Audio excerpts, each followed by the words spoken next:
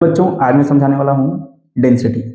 ठीक है, तो होता क्या है कि जैसे पेपर हमारे पास है, अगर पेपर को मैं ऐसे गिर दूं, अच्छा इसका देखिए एरिया क्या है, ज़्यादा है। ठीक है, एरिया ज़्यादा है। अगर मैं इसको ऐसे छोड़ूं तो ये धीरे धीरे नीचे गिरेगा। कैसे गिरेगा? धीरे धीरे नीचे गिरेगा।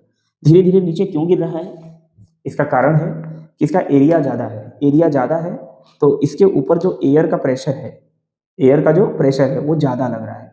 तो जब एरिया ज़्यादा होता है, एरिया ज़्यादा होता है तो जो इस पूरे एरिया पे क्या करता है, एयर लगता है। इसी थियरी पर एरोप्लेन हवा में उड़ती है।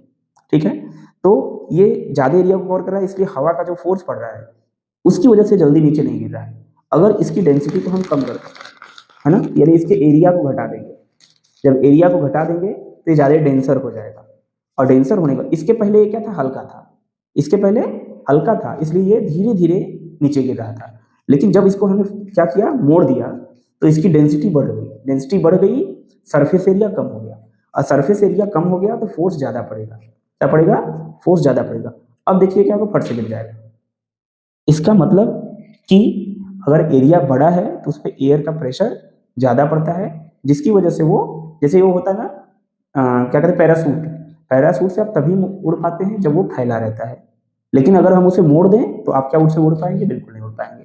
इसका कारण है कि उसकी डेंसिटी ज़्यादा हो जाती है, एरिया भी कम हो जाता है, जिसकी वजह से वो जल्दी नीचे गिर जाता है। तो ये कारण होता है किसी भी चीज़ के हवा में तैरने का, यानी फ्लोट करने का, और हवा से गिर जाने का। आया समझ में? एरोप्लेन में लोग बैठकर, पैरासूट से लोग उड़ते नहीं, पैरासूट से कूदेंगे, अगर पैरासूट से कूद जाएंगे तो सीधे आएंगे, पैर हाथ टूट जाएगा, फिर मर जाएंगे और सबसे ऊपर चले जाएंगे। ठीक है, लेकिन जब तक पैरासूट उनके पास रहेगा तब तक वो न गिरेंगे न ऊपर जाएंगे, वो सीधे नीचे आएंगे।